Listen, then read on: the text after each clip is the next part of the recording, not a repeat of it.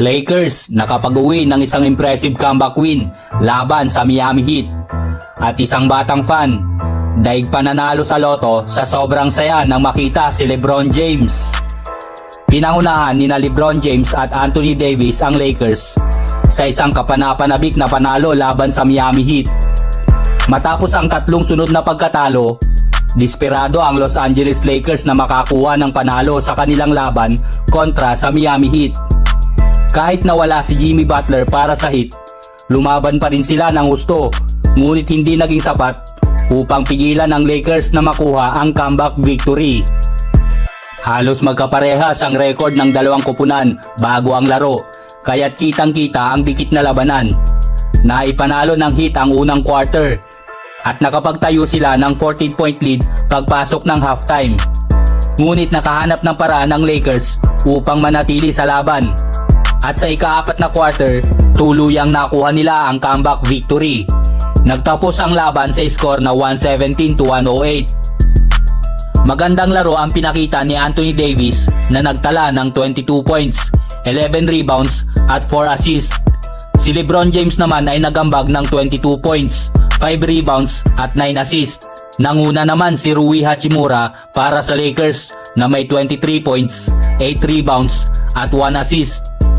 Para sa Heat, si Tyler Hero ang naging MVP ng kanilang koponan na may 34 points, 4 rebounds at 3 assists.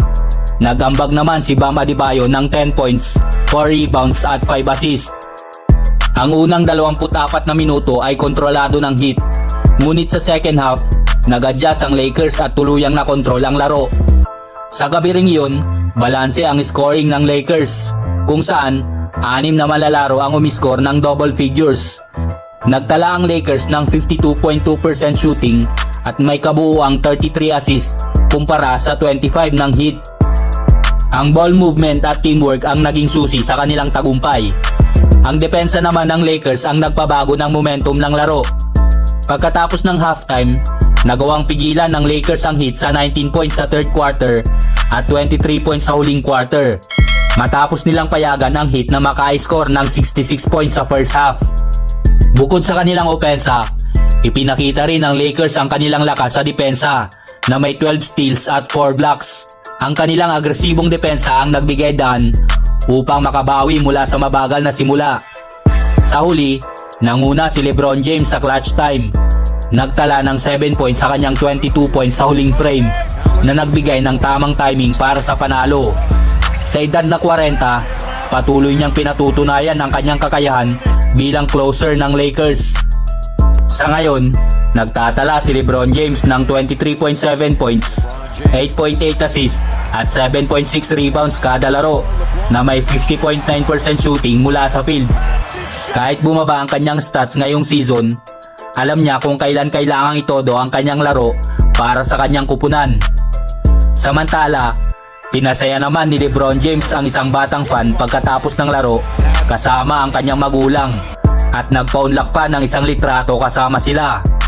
Makikita mo talaga ang facial expression ng bata kung gaano siya kasaya na makita si LeBron James.